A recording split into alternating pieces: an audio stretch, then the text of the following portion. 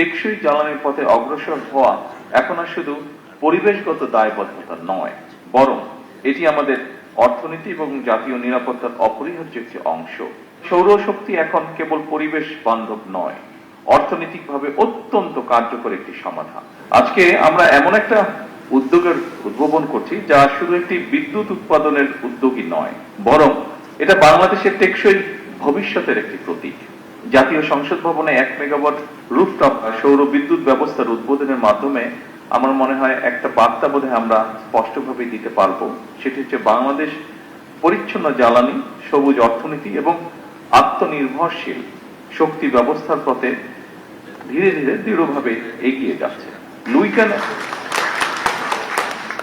উপস্থিতিবৃন্দ, লুইখানে নির্মিত নকশায় নির্মিত এই জাতীয় সংসদ ভবন অবশ্যই আমাদের গণতন্ত্রের প্রতীক, এবং আজ সেই ভবনের ছাদেই সৌর শক্তিকে কাজে লাগিয়ে আমরা মনে হয় প্রমাণ করার চেষ্টা করছি নেতৃত্ব কেবল নীতিতে নয়, বরং বাস্তব কর্মকাণ্ডেও প্রতিফলিত হতে হবে।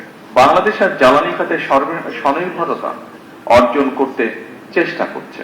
আমাদের অর্থনীতি সম্প্রসারিত হচ্ছে, শিল্পায়ন বাড়ছে, বিদ্যুতের চাহিদাও দ্রুত গতিতে বৃদ্ধি পাচ্ছে।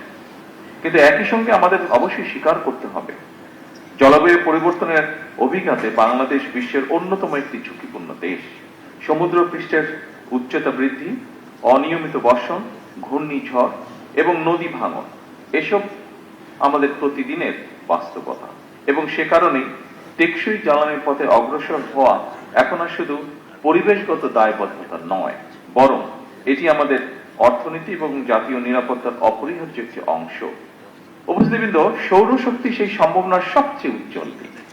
আমাদের বাংলাদেশে প্রতিদিন গড়ে প্রতি বর্গ কিলোমিটারে 4.5 থেকে 5 কিলোওয়াট ঘন্টা সৌর বিকিরণ পায়। আমাদের অসংখ্য ছাদ, শিল্প এলাকা, খোলা জমি এবং উপকূলীয় অঞ্চল নবায়নযোগ্য জ্বালানির বিশাল সম্ভাবনার ধারণ করে আছে।